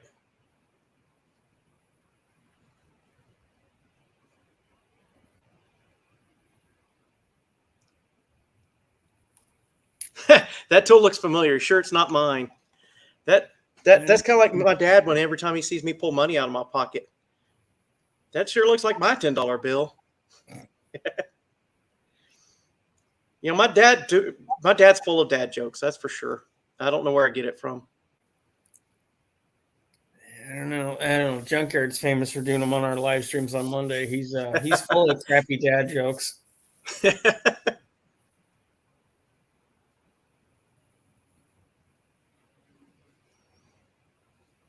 I don't know if dad jokes are crappy. It's just you can't overuse them. No, these are crappy dad jokes. There's no. Oh, they're the bad ones. Yeah, that's like you get them from the big book of shitty dad jokes. They're from that one. So. All right. Well, that happens too sometimes. Mandy, you're still in here. Probably not. Probably lost phone signal. I mean, lost interest and went back to watching Netflix. We finally have internet at both places. Back in December, I was able to get, and I've probably told parts of the story before, I was able to get Starlink here. Before that, I was using my phone as a hotspot, which I definitely couldn't have done live streams back then. So after picking up Starlink, I told my wife, I said, we're getting rid of the internet at the house. We're getting Starlink at the house. And I already knew that they don't. Hey, Envious Creations. What's up, man? Nice to see you jump in. So anyway, as soon as I got Starlink, I was like, this is 10 times better than the stuff we have at the house. And they don't throttle you back the same and all that stuff. And it works pretty much anywhere. Even though our particular zip code's not officially covered by Starlink yet, we went ahead and got her the same dish connection and hooked it up there. And my 11-year-old couldn't be happier. It's better and faster than the old internet, and they don't throttle you back once you hit a certain threshold of usage. Now, if somebody jumps on that's higher priority because maybe their business account or, you know, whatever they're paying, there's some other plans where you can get prioritized, or they haven't used near as much data.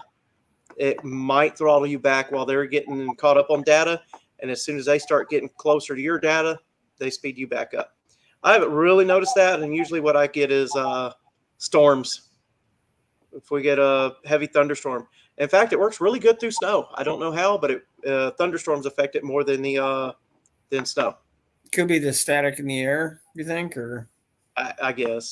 I think rain is thicker in the atmosphere, I guess, than the snow is, even though we've had some doozies of snowstorms here in Garden. There we go. Oh, That's and cool. she's back. That's cool. Is that Ringy. red? He's got a sweet channel. He's always commenting on my stuff, and I try to do the same for him. So, Who's that?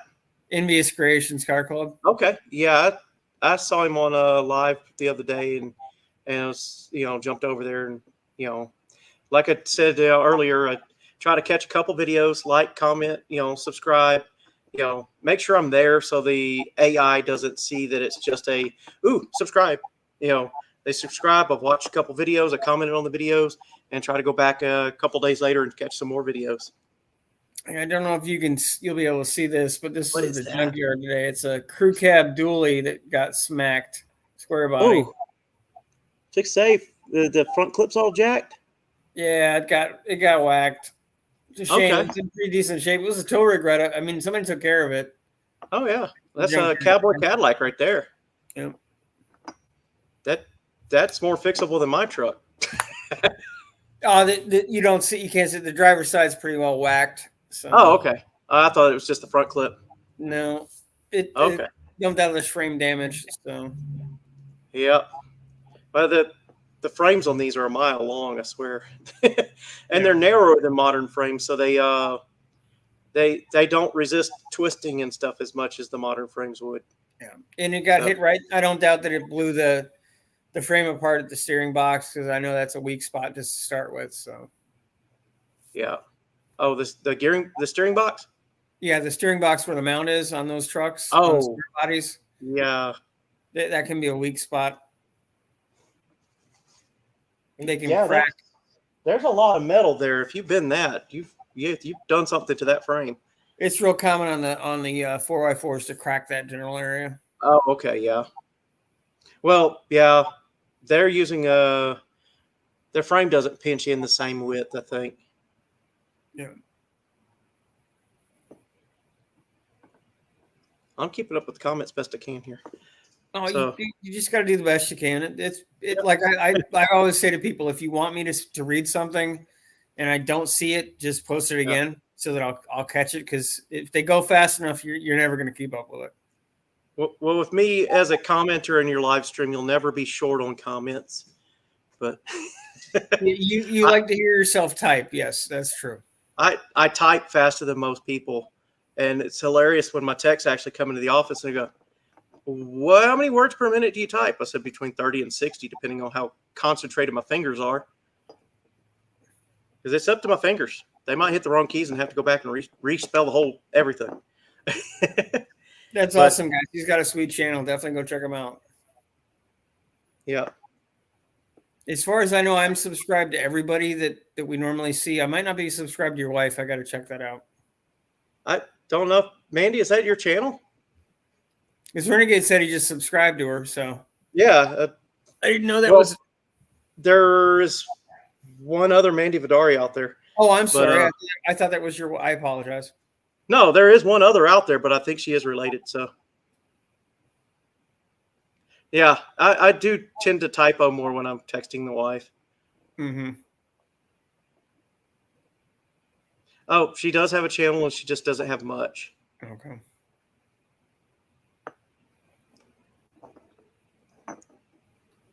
There's also was saying there might be one other Mandy Vidari out there. I think there's 3 Ryans and 2 Matthews, or is it 3 Matthews and 2 Ryans? Which are my brother's names.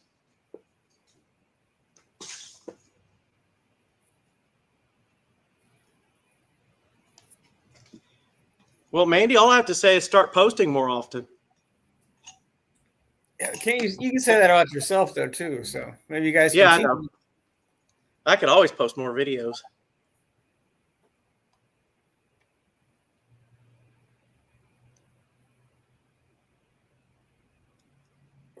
Whew. It is warm out here. Yeah, she sent me one I need to edit and post. I need to find it on my phone and download it so I can edit it. Or actually, I think she sent it in Facebook Messenger so I could find it there and pull it over and edit it on my computer. All right. Take it easy, bud. Yeah, he's leaving too. Nice. Thank you for coming. Thanks for joining us, and we'll see you next time, brother. I was talking to a friend. I got a transplant friend in Texas, and he delivers cars for a living, but it was 110 degrees where he's at yesterday. Like, was looking at the weather. It's hotter in Dallas than it is in Houston by about 5 degrees. That being said, our forecast yesterday was 96. We actually got up to about 103, 104. So yeah, because it's roasting hot. It's been surprisingly nice here. Like our summer's kind of late, like our fish fly season, which are the dumbest bugs on the planet. It's about 2 weeks late. And it's high 70s, mid 80s in the day, and it's nice enough at night. I have the house open. It was 59 degrees last night. So I'd say it's probably high 80s, maybe mid 90s in the garage here. So it's pretty toasty.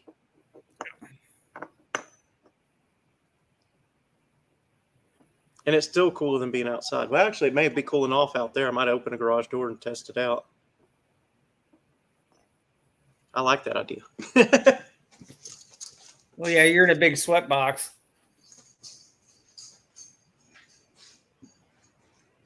Let's watch him open the door, everybody. What happens?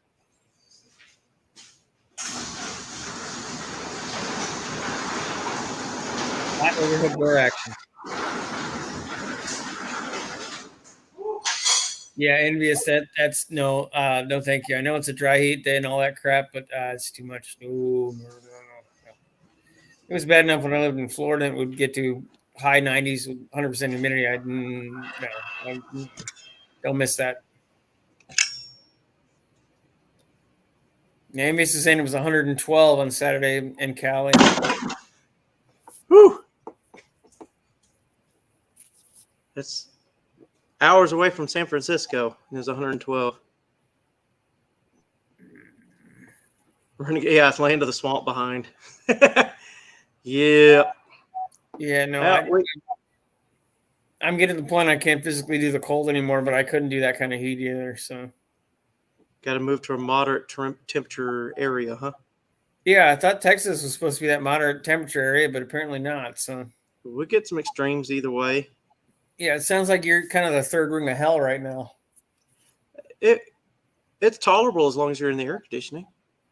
Well, yeah, that's a living life requirement in Texas. If you have water and electricity, the next thing you get is air conditioning. I don't care if you have the rest of the indoor plumbing. You're going to put air conditioning in next. Oh.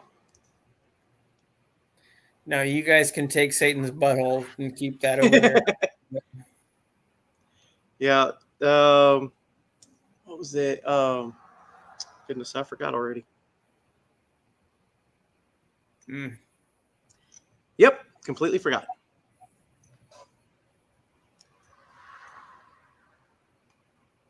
Oh, she said it sticks. Yeah, the humidity does stick. I was thinking she said it stinks because Garden City has an odor. We just call it O'Day Garden, O'Day Garden City. There's either a feedlot or a slaughterhouse on any given direction coming into Garden City. And if the wind is not strong enough, you're going to get a whiff of whatever that odor is, depending on whatever direction the wind is, you're going to get it. You And ever? it's worse when you don't have wind because right across the street from where I work is a how do I describe it? They bring in dead cows and then they render them. And what they don't render goes back out as dead, and it sits in the sun all day before they take it away. So they want to make sure you get the full aroma before they haul it off. Yeah, the weirdest thing, I worked a travel job in Ohio, and the railroad place we were at fixing the cars, they had a silo of butter for popcorn, and that was the weirdest smell. You couldn't get it out of your nose. It didn't smell like butter, like like melted butter. It smelled. I can't even describe it. It was just such an odd ass smell. And I just didn't want to be anywhere near butter for about 6 months after that. Just too much of that smell, huh? Yeah, it was a weird because it was like rendered, like it was a silo of probably manufactured butter. Like you have to assume it's not real butter. So it was just the weirdest damn. I have nothing to compare it to. It's just if I had known in a heartbeat if I were smelling it again, but there's nothing I can think of that would compare it to. Kind of like the dog food factories. It doesn't smell like Alpo yet, but it smells pretty rotten. Yeah.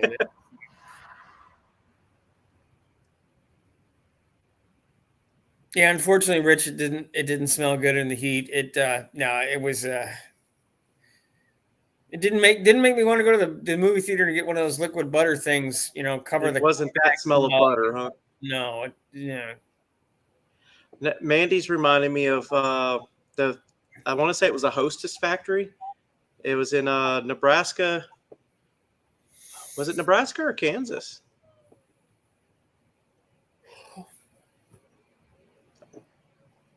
I want to say it was Kansas. There was a little university over there in that town, and the little Hostess factory was there, and they had the most beautiful smells in the morning. You'd walk out your door and just be hungry. Because that was where they made the Twinkies and all that stuff. Yeah. And every gas station in that town was well stocked. If there was something, you grabbed something off the shelf and took it to the register, they had somebody would sprint up to the shelf and replace that spot in the shelf before you ever walked out of the building. Somebody had already replaced that on the shelf. I don't know how many people they had paid, little miniature gnomes that would come sprinting out of the back room, but there was never an empty spot on the shelves for the Hostess snacks at any gas station in town.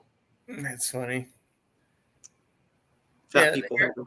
Harry saying that liquid butter is great assembly lube. I don't even want to. Great assembly. Really? I was too busy telling the story about the Little Debbie's factory. I don't know about that one.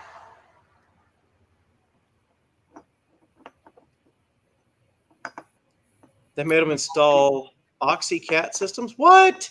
I'm assuming that's some kind of What? I mean, you got something that makes a wonderful smell, and you're going to make them take the smell away? Yeah, Michigan's got a lot of fun smells. Like there's a place called Zug Island, and it's basically the third ring of hell. A lot of industrial stuff has come up through the state, and not everything was properly attended to. So there's some areas that you probably go in the dark. Oof.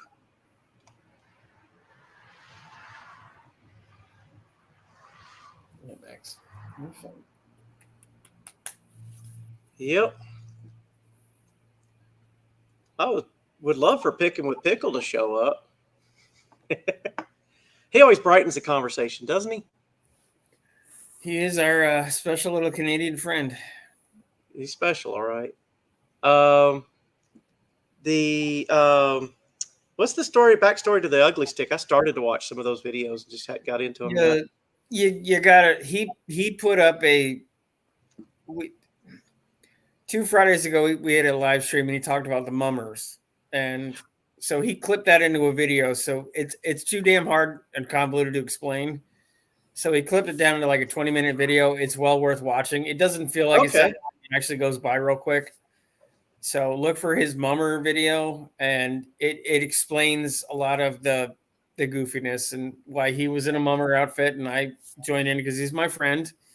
So I threw an Afghan over my head. So Yeah, I did actually. That was I put a good chunk into that video and just couldn't quite get to the mummer part. And yeah, so I'm glad he made a clip of that. So I'll Yeah. go back and watch that. it was the last. I mean, that stream was 4 hours. It just kept going and going, and like that I last skipped 45 to minutes. 3/4 the way in and just still couldn't get to it. Yeah, we were punch drunk, and he came up with this story, and he thought it sounded normal, and we all looked at him like he had 3 fingers on it. You know, each of his fingers had 3 fingers. He had special appendages. Yeah, it was interesting to say the least. All right. Oh, goodness. I posted a short right before I jumped on. I was playing with the new app that you just take a single picture and then it makes you kind of sing and dance along to whatever the tune is. And I thought it was absolutely hilarious. So I'll probably be buying that app just to do shorts with.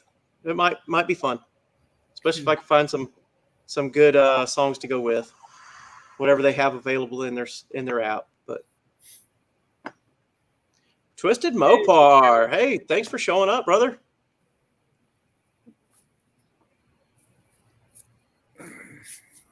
Well, told a little bit of the story about some of the patching I'm doing on the firewall. Told some side story about a lawnmower repair I'm kind of working on the side. That's not really for the YouTube, but it's to clean up outside the shop here, and that's part of my payment there to stay in the shop. And Green Designs has just showed up. Nice. Hey, Lewis, do you have a YouTube channel? Yes, you do. Throw your link up in there. Go to your channel and copy the link to your channel and put it on here in the chat. It won't actually come up as a link because he's not a moderator. Okay. Is Rich still not a moderator? I thought I fixed it.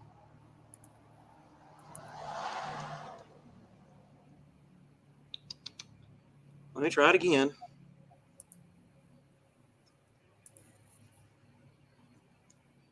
Well, there's already a channel. Oh, yeah, Rich threw it up there. Oh, did he? Thank you, Rich. I've known Lewis Green since before I started my YouTube channel, to be honest.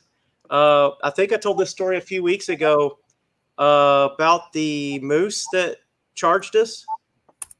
And all I had to do was outrun Lewis because he was slower than me. I just walked slightly faster than him. He was none too happy with me at the end of the day, but it happened. You put that all the adage, you just have to be faster than the slowest guy there, so you tripped your friend and ran. That's nice. I didn't trip him, but I didn't have to. He was just that much slower. Mm-hmm. But I mean, somebody had to survive the attack to call 911, right? Yeah, there you go. I just subbed to Green Designs. I like that stock. That looks cool. Oh, yeah. Oh, so you jumped over there. I haven't been over there in a while. Yeah, I got to click on it. Oh, if it'll let me. Nope. I'll have to look him up later. What we got down here? Yep. It was a moose. And goodness, I'd love for him to come on one time on one of my lives and tell the story about the moose story in his version, or when we were riding around the block and his motorcycle lost a cylinder. I think it lost a cam and then lost the cylinder because of that. And nice. he handed me the keys to his truck, and I had to ride my bike back to the hotel and go pick up his truck and bike trailer, and that was quite a day. There you go. You got another sub already there. Yeah, I think you just picked up 3. Got a So. couple, 3 right there. So Yeah, I that subbed probably Renegade, and I think Twisted did. I think he probably just doubled his subscriber count. And half of them will be gone by tomorrow. So it'll all Yeah, be thanks to the AI. Don't forget to watch some of those and put some thumbs up on the videos or pictures and posts, and make those count later on before the sun sets or before the clock strikes midnight, and we all Yeah. turn to pumpkins and stuff. I stopped Or our calling subs it turn to AI. pumpkins. That's what it is. Our subs turn to pumpkins if we don't. I stopped calling it AI and just call it YouTube math. That YouTube math, yeah, same thing. It's YouTube math. You'll have 200 subscribers in the evening and 150 in the morning when you wake up.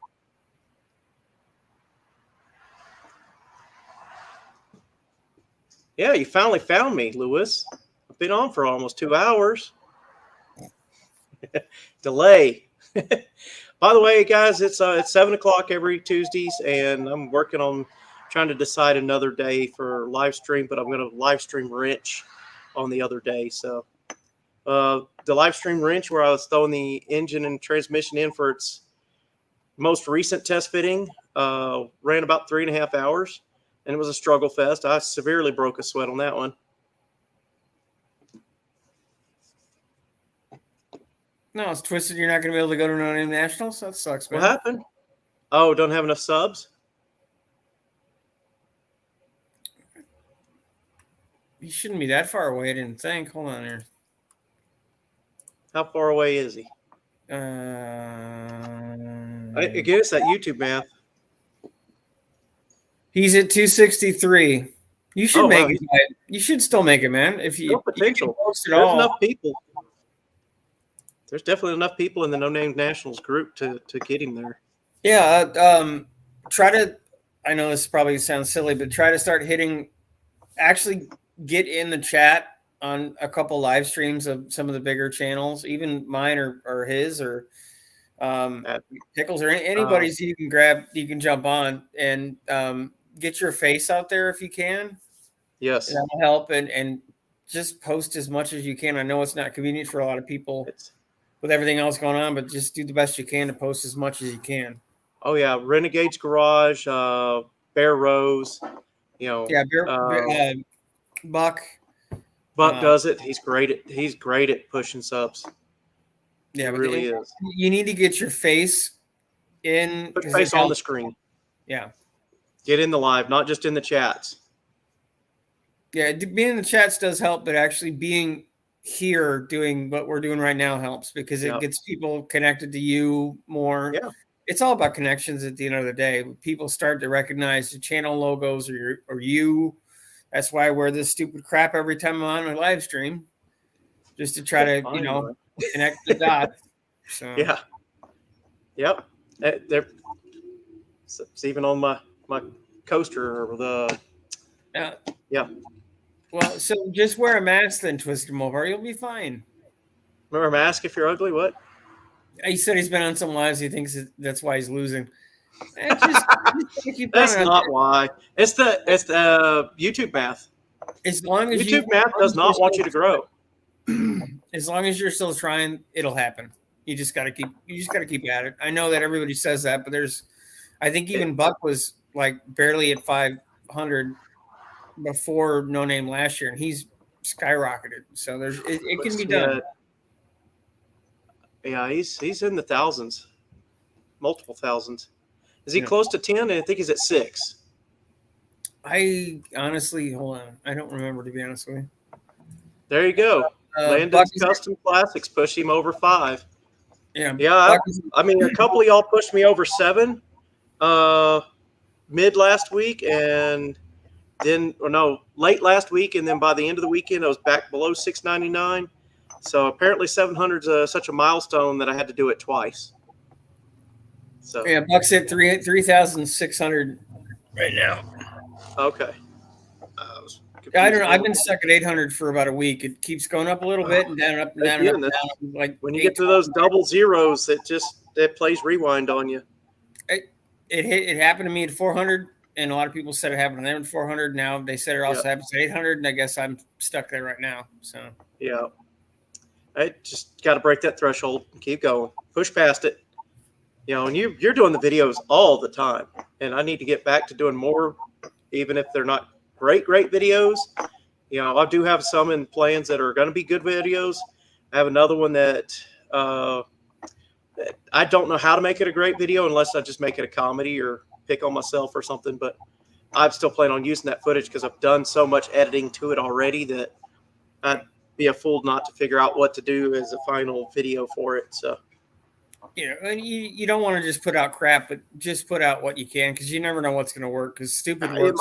It might be fun for everybody else to watch. Yeah. I'm very self-conscious about it because the footage is over 10 years old, and I did make one great video out of some of the footage that I found in that same SD card or from that camera, and so the other part is missing. It's kind of like missing half the story. I started filming and battery on the camera kept dying and that sort of stuff. It was bad enough with the audio, and the video footage itself wasn't great.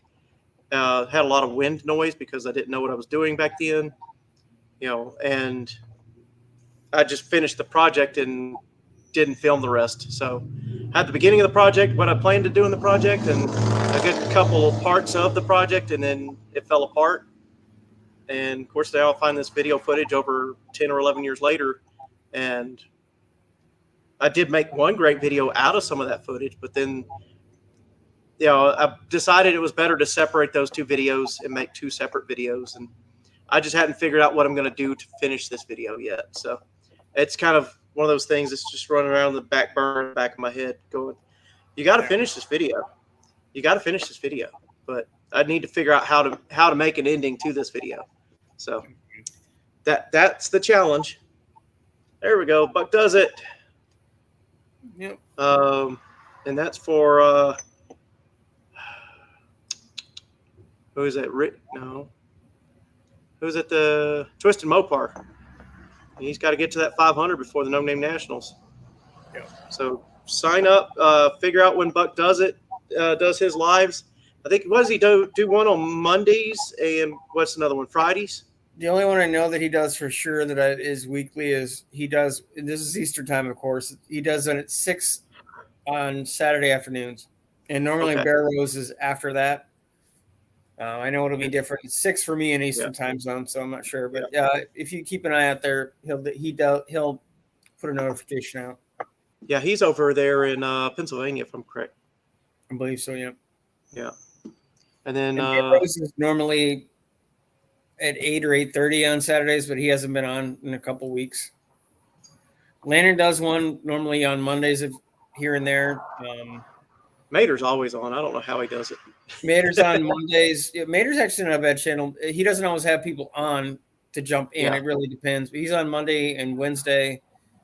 I do that every other week live stream with all the guys.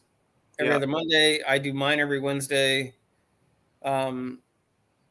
Okay, so I hadn't missed yours yet. No. Buff. I need to start. Just put it on a reminder on the calendar. Yeah, Buff and Punisher Le Mans used to do one on Thursday. Now they stopped it for a little bit. John Wilburn does his on Fridays, and then Pickle does his. That's who does them on Fridays. And John. Tony's Hot Rod Garage does one late on Friday or Saturday. I can't remember off the top of my head. There are a ton of them out there. Yeah. And that's a good way to explode a channel. Just keep jumping on as many live streams as you can, because you might do John's and gain 12, but then you might do Buck's and gain another 12, because they might have some new people show up, and some other people that weren't on the other live might be on that one because their schedules are different, or just have a different friend group. So you'll see a lot of the same people. There's definitely some like Renegades Garage is. Yeah, we all run on the same stuff, but there's people that might not be in the car stuff that you'll see in the tool stuff, because he focuses more on tools, but he's got a great channel. And you just kind of we're all in the same sort of wheelhouse, but there's a lot of people, and there's always new people to discover. So yeah, I like Rich GT350. He's like a master moderator. You see him as a moderator everywhere he goes. I got to add that, but Pickle's been the moderator with the mostest on my stuff. So there you go. Renegade's Garage threw me up as a moderator today, and that's my first time as a moderator. So, and he kind of I'm walked me through the always- whole everything. I always find out about his streams an hour or two after they're over. Oh, I never make them. I never see them until Yeah. they're, and it's so I'm not ignoring you, Renegade. I always know about them after you already done them. So I'm going to throw him up on there later tonight or tomorrow. That's for sure. Twisted Mopar. Yeah. So, that's a good idea. I should do that as well tomorrow. yeah. I'm actually going to have to jump off in a minute. I've got a bunch of video I've got to edit tonight. You know what? We're right at 2 hours. This is a good time to go ahead and wrap it up. So, thank you, everybody, for coming. Yeah. Everybody, give us your last comments. Type fast. Type fast. Okay, Rich's got Tuesdays at 5. Okay. At 2, wait. At 2, Fridays at 5?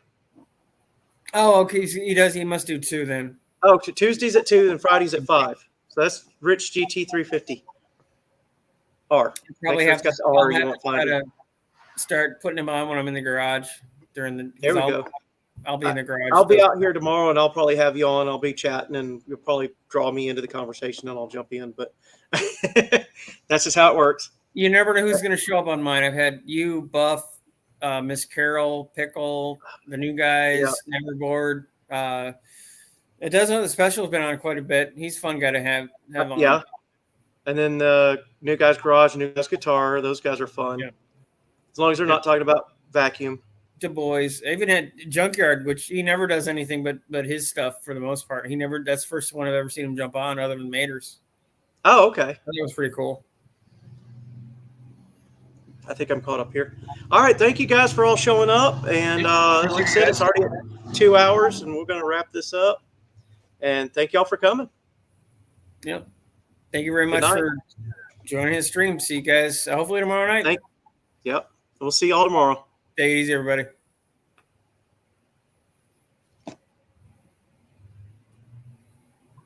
And hit it one more time.